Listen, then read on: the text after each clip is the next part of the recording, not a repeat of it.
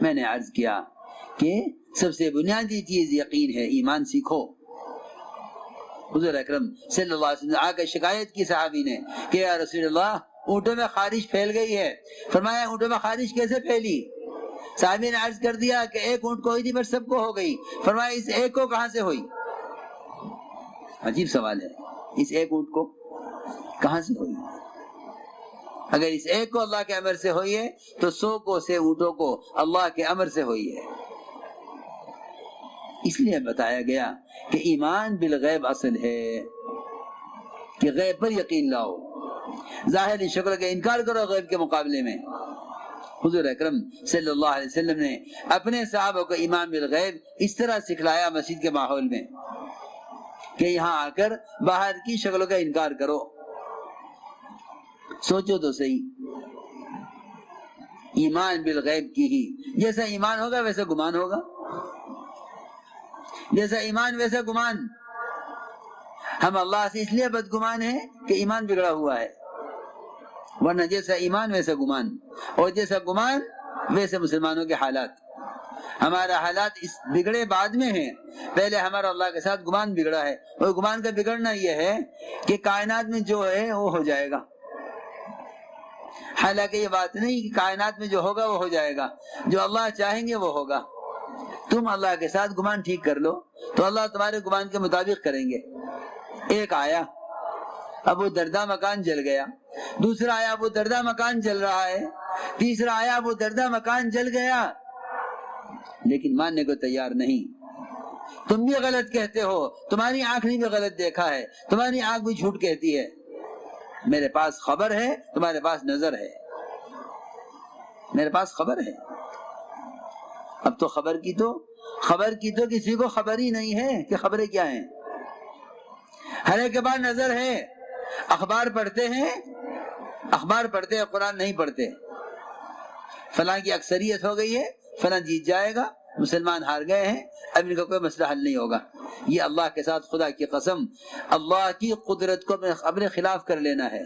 مجھے بڑا غم ہے، کل سے میں سوچتا ہوں، میں نے کہا مسلمان یہ کہے اب ہمارا کیا ہوگا، اب ہمارا کیا ہوگا، اب ہمارا کوئی نہیں ہے۔ ہائے حکومت ان کی ہو جاوے کہ ہمارا سب ہو گئے۔ اللہ کو یہ بات پسند نہیں ہے، اللہ کو یہ بات پسند نہیں ہے۔ یہ میرے غیروں کو اپنا بنا کر جو مجھے نہیں مانتے انہیں اپنا بنا کر یہ کہے کہ ہمارا فلاں ہو گیا، یا وہ ان کے نہ بنے تو یوں کہے کہ ہمارا کوئی نہیں ہے۔ انا للہ و انا الیہ راجعون۔ اللہ کے ساتھ کتنی بڑی بدگمانی ہے، کتنی بڑی بدگمانی ہے۔ ابراہیم علیہ السلام کا امتحان تھا، جبرائیل مدد کے لیے خود کہہ کر آئے، ابراہیم علیہ السلام یہ بھی تیار نہ ہوئے کہ جبرائیل سے مدد کے لیے کہہ دیتے کہ جبرائیل تم اللہ سے کہہ دو کہ مجھے بچا لیں۔ لو جی لو، جبرائیل سب سے مقرب فرشتے، سب سے بڑے فرشتے، سارے ملائکہ کے سردار، ان سے بھی کیوں نہ کہا کہ تم اللہ سے کہہ دو اللہ مجھے بچا لیں۔ میں نے اللہ سے براہ راست کہا ہوا ہے اللہ اپنے امر سے بچائیں گے۔ جبرائیل نے کہا میرے ساتھ سمندروں کا فرشتہ بھی ہے، پہاڑوں کا فرشتہ، بولیے کیا حکم ہے؟ اما الیک فلا، ہمیں آپ کی حاجت نہیں۔ دل کے رخ کا صحیح ہونا یہ ہے کہ ہر موقع پر اللہ کے غیر کا انکار کرو، یہ دل کے رخ کا صحیح ہونا ہے، یہ دل کے رخ کا صحیح ہونا ہے۔ چنانچہ اللہ نے آگ کو اپنے امر سے ٹھنڈا کیا، اللہ نے آگ کو اپنے امر سے ٹھنڈا کیا، کسی سبب سے نہیں۔ میں اس سے عرض کرنا چاہتا تھا اللہ کے ساتھ گمان ٹھیک کر لو۔ ابو دردہ رضی اللہ تعالیٰ عنہ اسی پر جمے رہے کہ میرے پاس خبر ہے، تیرے پاس نظر ہے، تو دیکھ رہا آگ لگ رہی ہے، میں کہہ رہا ہوں اللہ کا وعدہ ہے کہ اللہ گھر نہیں جلائیں گے۔ ایک آدمی آیا، ہاں ابو دردہ آگ لگی، تمہارے گھر پر آگ کے انگارے گرے، لیکن آگ نے تمہارا گھر نہیں جلا، کیونکہ جلانا آگ کا کام نہیں، جلانا اللہ کا کام ہے۔ اگر تم اللہ کی ذات پر یقین کر لو، اللہ رب العزت آج بھی وہ ساری مدد کرنے کو تیار ہیں جو مدد اللہ نے انبیاء اور صحابہ کی ہیں۔ یوں نہ کہو جو مدد نبی کی ہوگی وہ امام علی کی نہ ہوگی، یہ بات بالکل سراسر غلط ہے۔ سراسر غلط ہے کہ جو مدد نبی کی ہوئی وہ ایمان والوں کی نہ ہوگی، یہ بات سراسر غلط ہے، بالکل غلط ہے۔ بلکہ اللہ تو یہ فرماتے ہیں انا لننصر رسولنا والذین آمنوا فی الحیات الدنیا ویوم یقوم الاشہاد، ہم مدد کریں گے رسولوں کی، مدد کریں گے ان پر ایمان لانے والوں کی، اور قیامت تک کرتے رہیں گے۔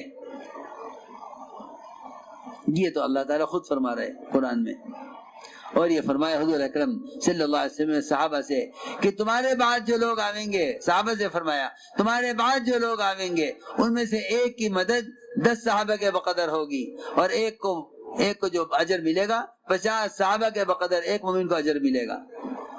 اللہ تو بعد والوں کو بڑھا کر دے رہے ہیں، اور یہ کہتے ہیں کہ جو پہلوں کے ساتھ ہو گیا ہمارے ساتھ نہیں ہوگا۔ اس لیے میں نے عرض کیا کہ ایمان بالغیب اصل ہے۔ حضور اکرم صلی اللہ علیہ وسلم نے اپنے صحابہ کو ایمان بالغیب اس طرح سکھلایا کہ محمد صلی اللہ علیہ وسلم جو خبر لے کر آ رہے ہیں ان کی خبر کو نبی کے اعتماد پر یقینی مان لو، ان کی لائی ہوئی خبر کو نبی کے اعتماد پر یقینی مان لو۔ آپ صلی اللہ علیہ وسلم نے ایک صحابی کے اپنی بات پر یقین کا امتحان لیا کہ ہمارے کہنے پر کتنا یقین ہے۔ عجیب قصہ ہے، آپ نے ایک دیہاتی سے گھوڑا خریدا، ایک دیہاتی سے گھوڑا خریدا، میں گھوڑا کتنے کا ہے کہ اتنے کا ہے؟ آپ نے فرمایا آؤ میں تمہیں گھوڑے کی قیمت دے دوں۔ معاملہ ہو گیا، قیمت طے ہو گئی، آپ آگے بڑھے قیمت دینے کے لیے، گھوڑا والا ذرا پیچھے رہ گیا، لوگ ملے گھوڑے والے سے، گھوڑا بیچو گے؟ اس نے کہا بک چکا۔ اس نے یہ نہیں کہا کہ بک چکا، اس نے یہ نہیں کہا بک چکا، اس نے کہا ہاں بیچوں گا، بتاؤ کتنے میں لوگے؟ قیمت زیادہ ملنے لگی، اپنی بات سے پھر گیا، اپنی بات سے پھر گیا، آواز دے کر کہا اے محمد صلی اللہ علیہ وسلم آپ گھوڑا خریدیں گے ان کو بیچ دوں؟ فرمایا میں تو گھوڑا تم سے لے چکا ہوں، میں گھوڑا تم سے خرید چکا ہوں۔ اس نے کہا میں نے آپ کو نہیں بیچا۔ آپ نے فرمایا میں گھوڑا تم سے لے چکا ہوں۔ اس نے قسم کھائی دیہاتی نے واللہ ما بعتکہ، میں نے آپ کو نہیں بیچا۔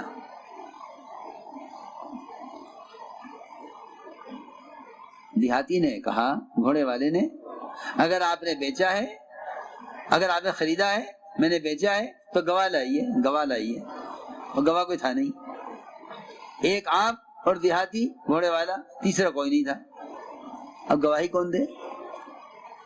میں گواہ تو کوئی تھا نہیں۔ گھوڑے والے کو مل گیا بہانہ، اس نے کہا نئے گواہ لائیں گے نہ گھوڑا ہی نہیں ملے گا۔ اسے کیا معلوم کہ آپ کے صحابہ، آپ کے جانثار، وہ آپ کی بات پر کیسا یقین رکھتے ہیں۔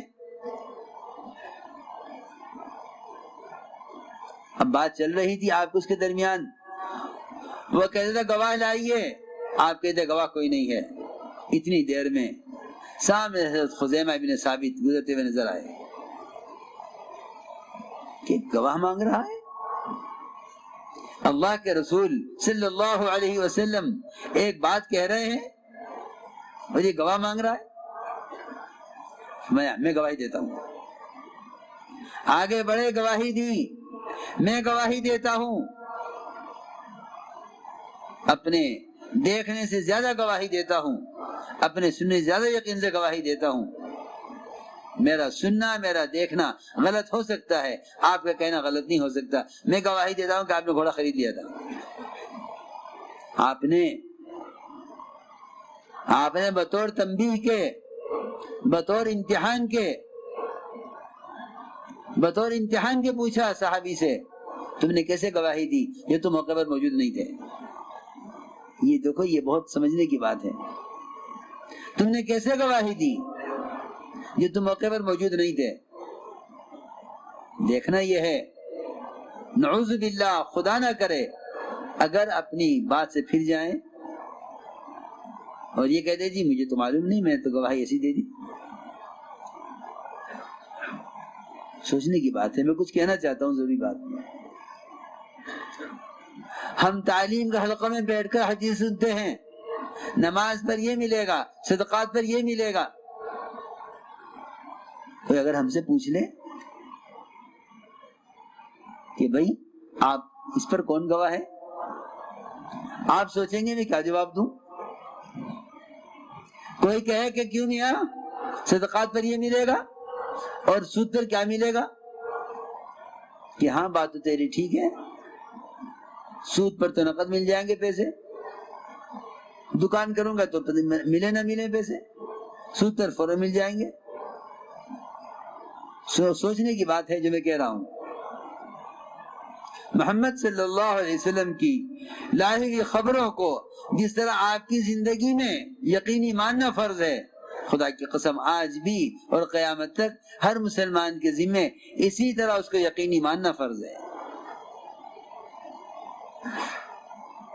آپ نے سوال کیا صحابی سے، تم نے کیسے گواہی دی؟ اس نے کہا، عرض کیا میں کیسے گواہی نہ دوں، میں کیسے گواہی نہ دوں؟ اب آپ کہہ رہے ہیں کہ آپ نے خرید لیا تو میں کیوں نہ گواہی دوں؟ فرمایا تم تو یہاں موجود نہیں تھے۔ یہ بھی امتحان کا سوال ہے کہ شاید اپنی بات سے پھر جاوے۔ وہاں ایسا ایمان دلوں میں اترا ہوا ہے اور پہاڑوں کی طرح جمع ہوا ہے کہ ساری دنیا آ جائے اور یہ کہہ دے کہ آپ نے یہ بات نہیں کہی، آپ نے گھوڑا نہیں خریدا، میں نہیں مانوں گا اس بات کو، کیونکہ اللہ کے نبی نے فرما دیا ہے، آپ کا فرمانا حق ہے۔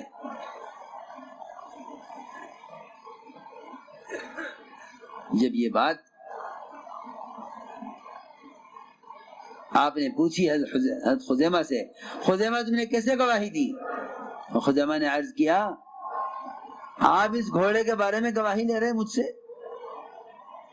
آپ نے ہمیں خبریں دی ہیں جنت کی، ہم نے دیکھی نہیں ہے، آپ نے خبریں دی ہیں جہنم کی، ہم نے جہنم اس کا عذاب دیکھا نہیں ہے، آپ نے خبر دی عذاب قبر کی، ہم نے عذاب قبر دیکھا نہیں ہے، آپ نے عرش اور کرسی اللہ کے وجود کی خبریں دی ہیں، ہم نے تو اس سب کو یقینی مانا آپ کے کہنے پر۔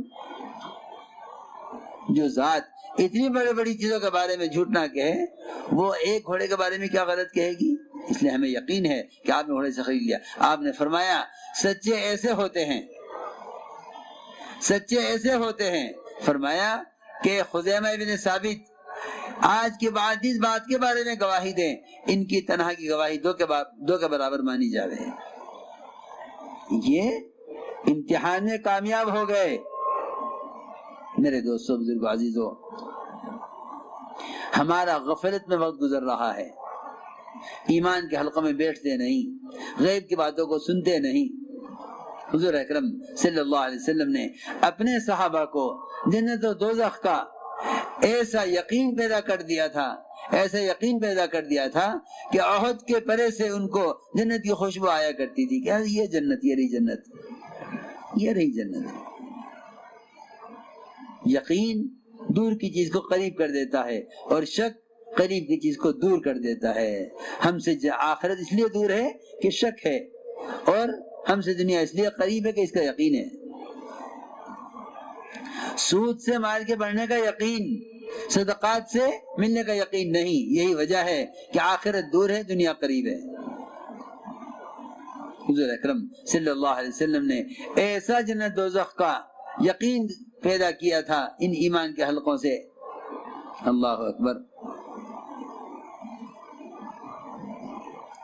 صحابی سو رہے ہیں مسجد میں، حارث ابن مالک رضی اللہ تعالی عنہ، آپ نے اٹھایا ان کو، اٹھتے ہی سوال کیا کیف اصبحت یا حارث، کس حال میں صبح کر رہے ہو؟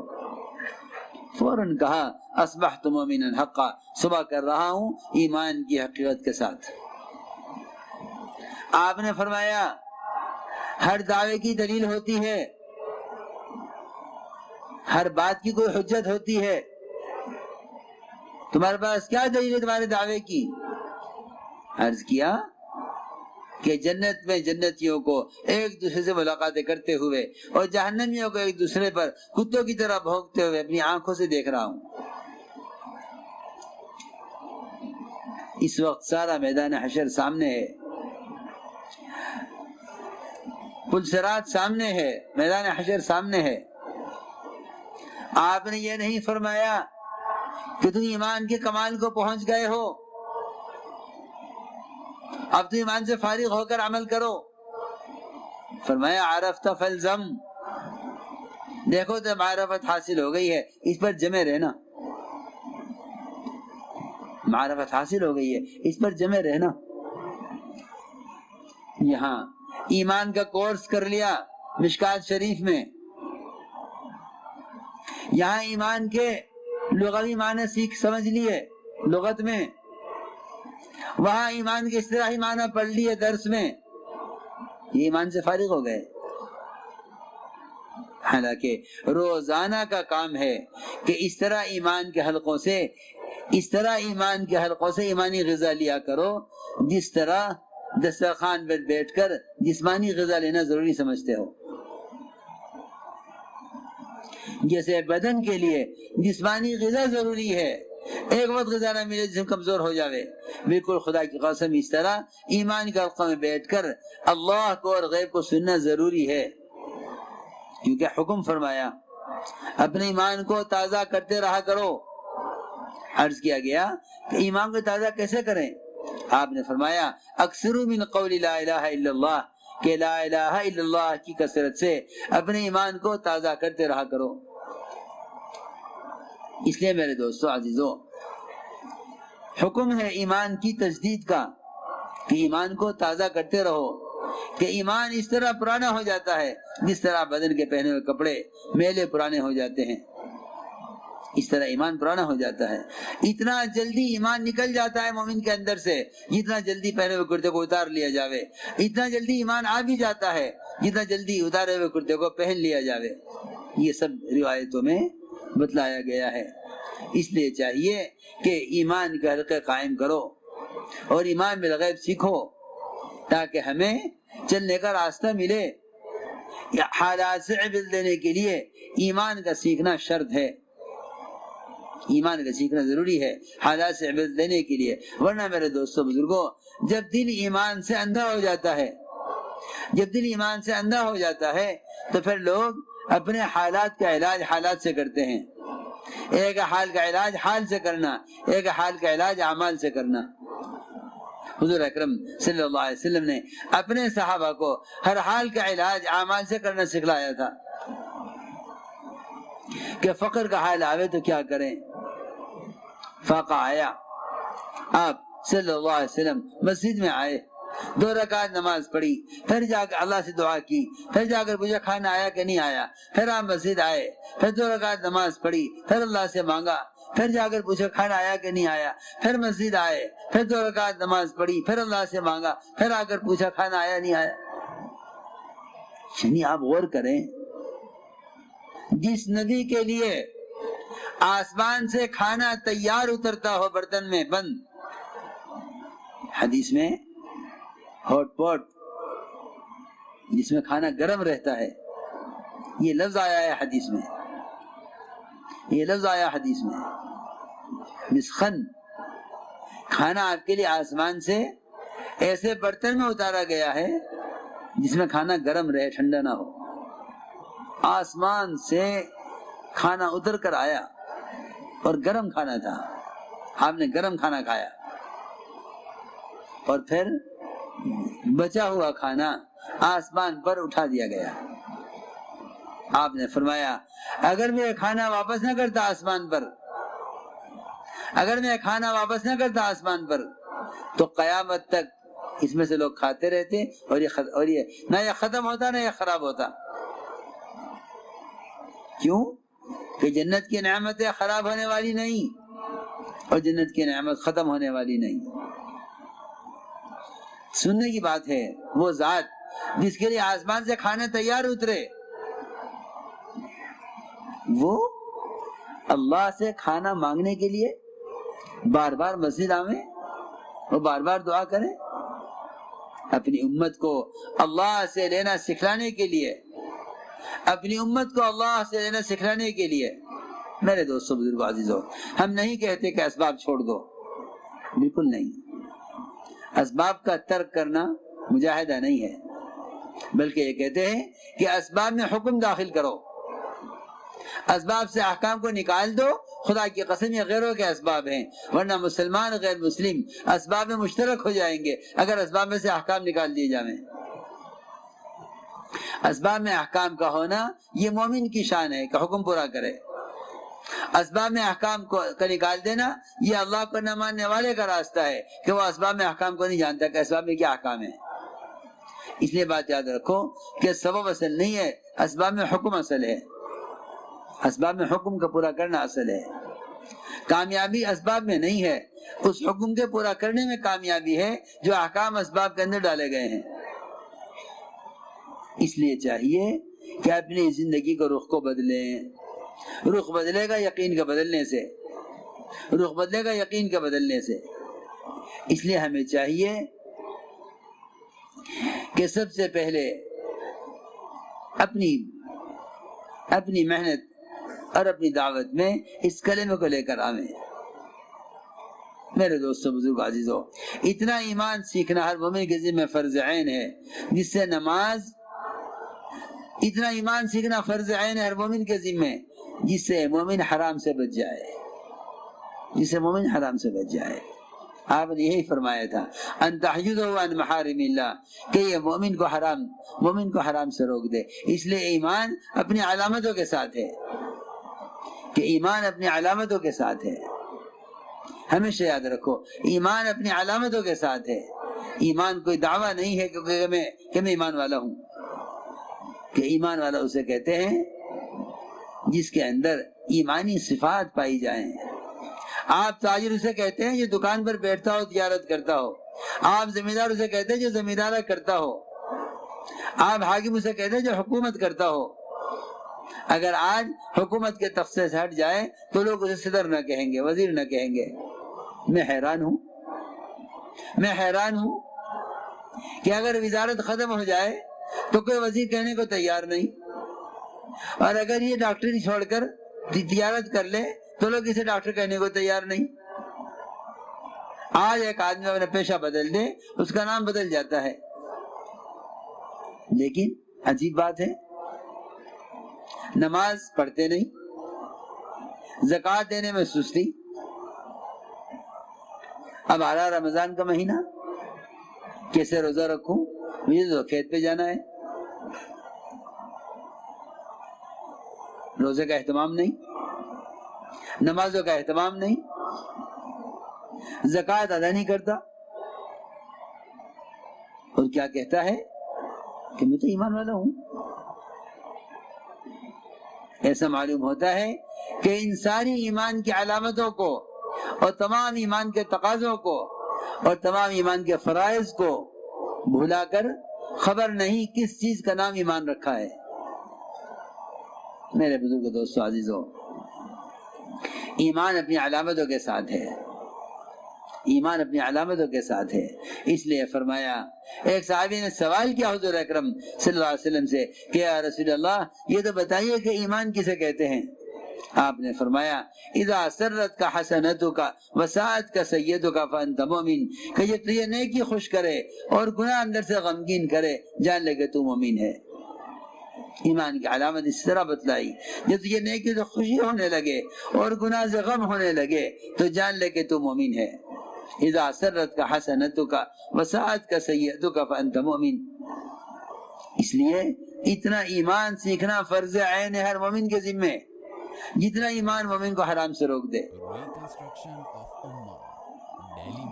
اور واقعی اگر اس ایمان کی طرف دل پیدا ہو جائے، جس طرح میں عرض کر رہا، اگر اس طرح ایمان کی طرف دل پیدا ہو جائے تو اللہ کا وعدہ ہے من یرد العلم والایمان یؤتہ اللہ، کہ جو علم اور ایمان چاہے گا اللہ اس کو دیں گے۔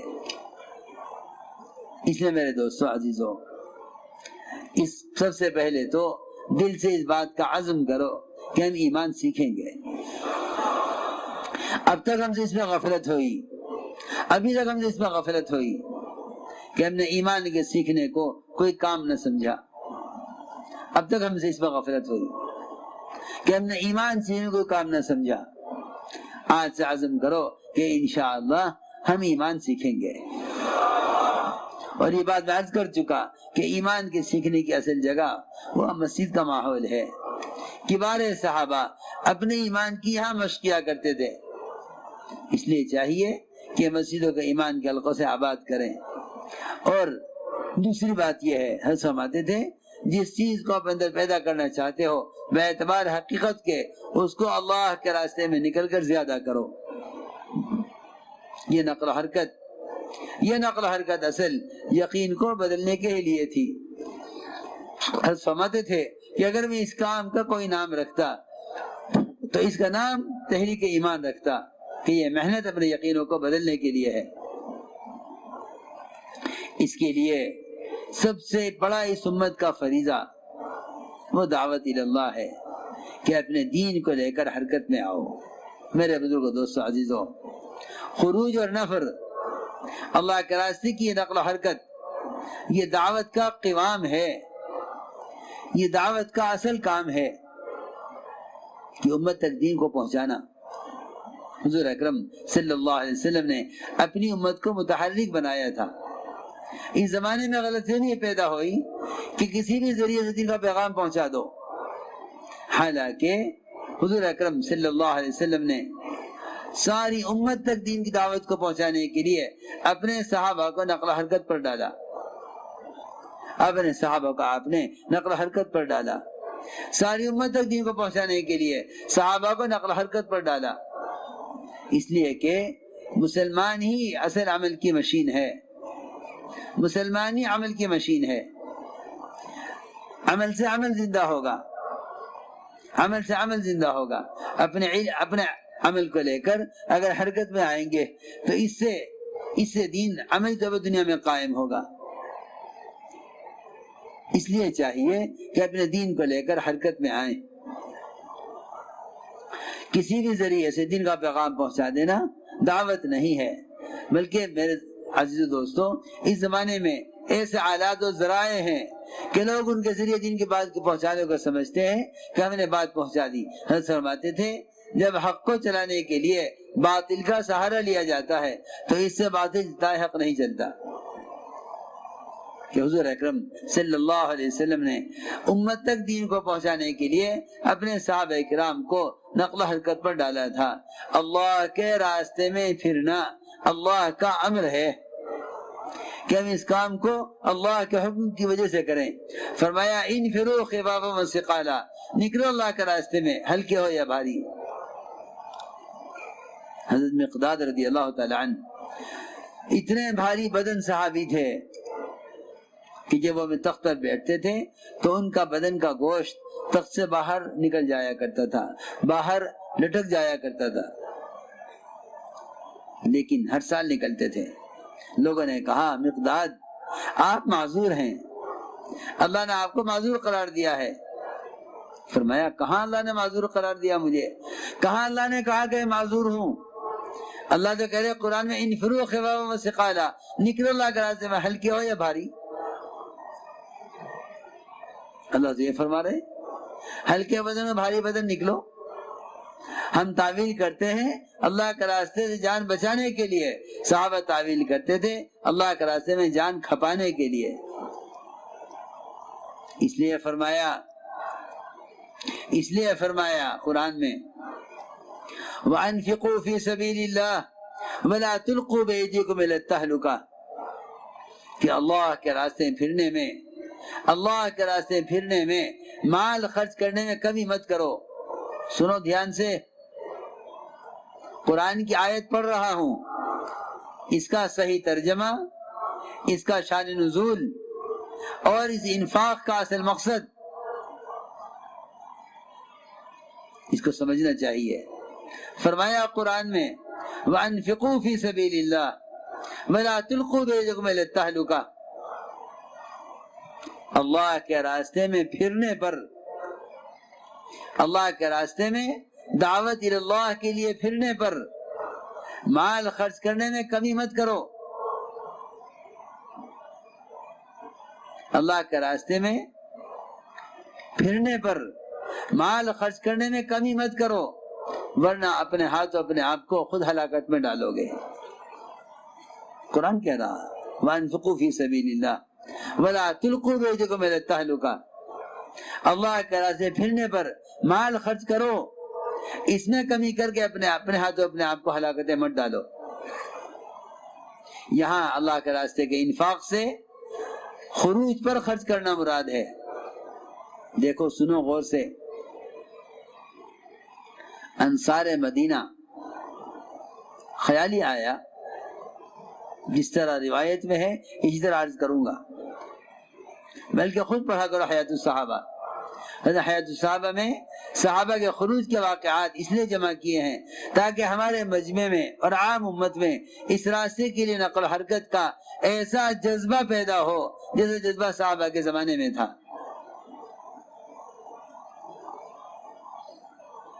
حیات الصحابہ حضرت نے یہ سارے واقعات جمع کیے ہیں صحابہ کے خروج نقل و حرکت کے۔ آپ صلی اللہ علیہ وسلم نے دین سیکھنے کے لیے صحابہ کو بٹھایا نہیں بلکہ سیکھنے سکھلانے کے لیے حرکت میں ڈالا ہے، سیکھنے سکھلانے کے لیے حرکت میں ڈالا ہے کہ آؤ دور سے سیکھنے کے لیے مدینے میں اور جاؤ مدینے سکھلانے کے لیے دور کے ملکوں میں۔ آپ نے تعلیم اور تعلم کو نقل و حرکت کے ساتھ جوڑا تھا، تعلیم اور تعلم کو نقل و حرکت کے ساتھ جوڑا ہے۔ اللہ کے راستے کا نفر بھی تفقہ فی الدین کے لیے تھا، دین سیکھنے کے لیے نکلو، سکھلانے کے لیے نکلو۔ میرے دوستو عزیزو، میں عرض کر رہا تھا انصار جمع ہوئے، انصار جمع ہو کر بیٹھے مشورہ کرنے، اور کیا کہا انصار نے؟ اللہ کا بہت بڑا شکر ہے، اس کا کرم ہے کہ ہم نے حضور اکرم صلی اللہ علیہ وسلم کی بڑی مدد کی ہے اور واقعی خوب کی ہے۔ کہا انصار نے جمع ہو کر ہم نے اللہ کے نبی کی بہت مدد کی ہے اور بڑی جانیں کھپائی ہیں، بڑا مال خرچ کیا ہے، بہت پھرے ہیں۔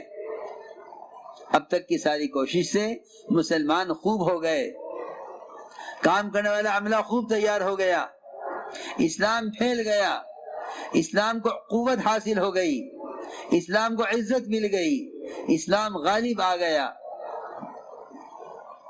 اب اگر کچھ چند مہینے کے لیے، ہم سمجھتے 6 مہینے کے لیے انصار نے یہ طے کیا کہ مدینے میں رہیں، 6 مہینے صرف مدینے میں رہیں، 6 مہینے کے بعد جہاں چاہے بھیج دیا جاوے ہمیں، لیکن 6 مہینے میں مدینے میں رہ کر کچھ کاروبار دیکھ لیں، کچھ زمینیں سوکھ گئی ان کو دیکھ لیں، کچھ کھیتی باڑی کر لیں، تھوڑی سی کچھ کاروبار دیکھ لیں، کچھ گھر ٹوٹ ٹاٹ گئے ان کی اصلاح کر لیں۔ 6 مہینے کے بعد جہاں چاہے بھیج دیا جائے ہمیں، بس 6 مہینے ہماری تشکیل نہ ہو، ہم مدینے میں رہیں گے 6 مہینے۔ مدینے کی فضیلت، دجال یہاں داخل نہیں ہو سکے گا، دین سمٹ کر مدینے پر ایسے آ جائے گا جیسے سانپ سمٹ جاتا ہے اپنے بل کے اندر۔ مدینے کے فضائل ہیں، ملائکہ مدینے کی حفاظت پر متعین ہیں۔ آپ کے منبر گھر کے درمیان کا حصہ جنت کی کیاری ہے، لیکن خدا کی قسم نہ محمد صلی اللہ علیہ وسلم نے نہ آپ کے خلفاء نے کبھی صحابہ کا مدینے میں رہنا پسند کیا، کبھی پسند نہیں کیا، کبھی پسند نہیں کیا۔ اگر یہ مدینے میں رہنا پسند کرتے تو اسلام ملکوں میں نہ پھیلتا، اسلام نہ پھیلتا ملکوں میں اگر یہ مدینے میں رہنا پسند کرتے۔ مدینے کی فضیلت، آپ کی صحبت کو قربان کیا اسلام کو قائم کرنے کے واسطے، صحابہ کو نقل و حرکت پر ڈالنے کے لیے۔ سنو غور سے، یہ بھی کہا انصار نے اب کوئی جنگ ہونے والی نہیں ہے، اب کوئی لڑائی بھی آگے نہیں ہے، لڑائیاں ختم ہو چکی، غزوات ہو چکے۔ یہ میں اس لیے کہہ رہا ہوں کہ اگر کسی کے ذہن میں اس بات کا خیال ہو کہ صحابہ تو قتال کے لیے نکلا کرتے تھے، یہاں انصار نے یہ بھی کہا روایت میں ہے کہ اب کوئی قتال بھی ہونے والا نہیں ہے، تو لہٰذا اگر نکلنا قتال کے لیے ہے تو قتال بھی نہیں ہے، تو اس لیے مدینے میں رہو۔ ادھر تو انصار مشورہ کر رہے تھے 6 مہینے میں، 6 مہینے مقامی کام کے ساتھ مدینے میں رہنے کا، ادھر انصار مشورہ کر رہے تھے روایت میں ہے کہ انصار نے یہ مشورہ حضور اکرم صلی اللہ علیہ وسلم سے چھپ کر کیا تھا، اور خود کہتے ہیں انصار کہ ہم نے نفاق کی وجہ سے نہیں، اسلام سے، اللہ کے رسول سے محبت کے ساتھ کیا تھا ہم نے۔ ادھر یہ مشورہ ہو رہا تھا، ادھر قرآن نازل ہو رہا تھا، وَانفِقُوا فِي سَبِيلِ اللَّهِ وَلَا تُلْقُوا بِأَيْدِيكُمْ إِلَى التَّهْلُكَةِ، اللہ کے راستے پھرنے پر مال خرچ کر کے، اللہ کے راستے پھرنے پر مال خرچ کرو، اس میں کمی کر کے اپنے ہاتھوں اپنے آپ کو ہلاکت مت ڈالو۔ قرآن اس پر نازل ہوا۔ آپ نے کہا انصار سے، انصار کیا مشورہ کیا ہے تم نے؟ دیکھو اللہ ناراض ہو رہے تمہارے اس مشورے پر۔ انصار کہتے ہیں قرآن کی آیت ہمارے مشورے، ہمارے ارادے کا انکار کرنے کے لیے نازل ہوئی ہے، اللہ نے اس آیت میں ہمارے ارادے کو رد کیا ہے۔ سوچو تو صحیح، سوچو تو صحیح، سوچو تو صحیح۔ چھوٹا سا ذمہ دار لیے بیٹھا ہے، بس تسبیح پڑھ لوں، ذکر کر لوں، اللہ اللہ کر لوں، 5 وقت کی نماز پڑھ لوں، حج میں نے کر لیا، روزہ رکھ لوں، زکوٰۃ دے دوں اور مر جاؤں، یہ تیری ذمہ داری تھی؟ یہ تیری ذمہ داری؟ خدا کی قسم اس امت کو جو ذمہ داری سمجھائی گئی ہے نبوت کی نیابت میں، یہ کہہ کر سمجھائی گئی ہے، یہ کہہ کر سمجھائی گئی ہے کہ تم ساری کی ساری امت ایک کشتی کی سوار ہو۔ آج اس کشتی میں سوراخ کرنے والے لاکھوں ہیں، لیکن اس کشتی میں سوراخ کرنے والوں کو روکنے والے سینکڑوں بھی نہیں ہیں۔ دیکھ لو امت کا حال۔ کہتے ہیں فرض کفایہ ہے، فرض کفایہ اسی کو تو کہتے ہیں کہ آیا یہ تعداد کافی ہو جائے گی؟ اس کشتی میں سوراخ کرنے والوں کو روکنے کے لیے تعداد کافی ہے؟ کشتی میں سوراخ کرنے والے بے لا تعداد کروڑوں انسان، اور کہ جی ایک جماعت یہ کام کر لے تو باقی کی طرف سے فریضہ ادا ہو جائے گا۔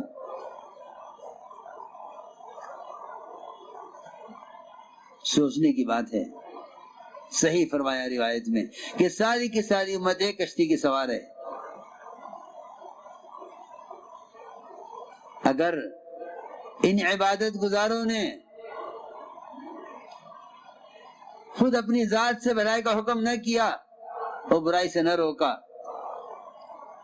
تو یہ بھی غرق کیے جائیں گے۔ آپ نے حدیث میں صاف فرمایا، بلکہ فرمایا جبرائیل اس بستی کو اٹھا کر الٹ دو۔ عرض کیا اس میں تیرا فلاں ایک بندہ ہے جو کبھی تیری یاد سے غافل نہیں ہوا، جبرائیل اس سے بھی اٹھا کر الٹ دو۔ ہمارے احکام توڑے جا رہے تھے، ہمارا دین مٹ رہا تھا، یہ اپنی انفرادی عبادت میں لگا ہوا تھا۔ اسی طرح ہے، اٹھا کے الٹ دو۔ اس کی پیشانی پر کبھی بل نہ آئے، اس کا دل کبھی نہ دکھا ان منکرات کو دیکھ کر۔ اس لیے میرے دوستو عزیزو، یہ نقل و حرکت اور یہ اللہ کے راستے کا پھرنا، یہ تو اللہ کا امر ہے۔ اس کام کو اللہ کے امر کی وجہ سے، اللہ کے حکم کی وجہ سے کرو۔ کوئی تبلیغ میں نکلنا صرف وقتی طور پر دین سیکھنے کی تحریک نہیں ہے، بلکہ اللہ کے راستے کی نقل و حرکت ماحول کو بدلنے کے لیے ہے۔ صبح قوم کو دعوت دینے گئے ایک صحابی، رات تک ساری قوم اسلام میں داخل ہو گئی، اذانیں ہونے لگی، نماز با جماعت ہونے لگی، مسجدیں بننے لگی، صبح سے لے کے شام تک۔ اس لیے کہ دوستو عزیزو، جب اللہ کے راستے کی نقل و حرکت صحابہ والے مجاہدے کے ساتھ، صحابہ والے اصول و طریقوں کے ساتھ کی جائے گی تو اللہ تعالیٰ آج بھی قلوب کو ایسے ہی مسخر کریں گے جیسے اللہ تعالیٰ نے دور صحابہ میں قلوب کو مسخر کر کے ہدایت کی طرف پھیرا ہے۔ اس لیے یاد رکھو، کسی بھی ذریعے سے دین کا پیغام پہنچا دینا دعوت نہیں، بلکہ محمد صلی اللہ علیہ وسلم اور آپ کے صحابہ کی دعوت کا تو طریقہ یہی ہے کہ خود جا کر دعوت دو، خود جا کر دعوت دو۔ دعوت لکھ کر بھیجنے کی چیز نہیں ہے، خود جا کر دعوت دو۔ اس لیے پورا مجمع اس کا عزم کرے کہ انشاءاللہ ہمیں اس کام کو کام بنا کر کرنا ہے۔ اس کام کو کام بنا کر کرنا ہے، پورا مجمع اس کا عزم کرے۔ مسئلہ اپنی ذات کا نہیں ہے، صرف پوری امت اور پوری انسانیت کا ہے۔ ساری دنیا میں بکھرے ہوئے مسلمان، ساری دنیا میں بکھرے ہوئے مسلمان سب کے سب ایک جسم کے اعضاء کی طرح ہیں۔ اگر پیر کا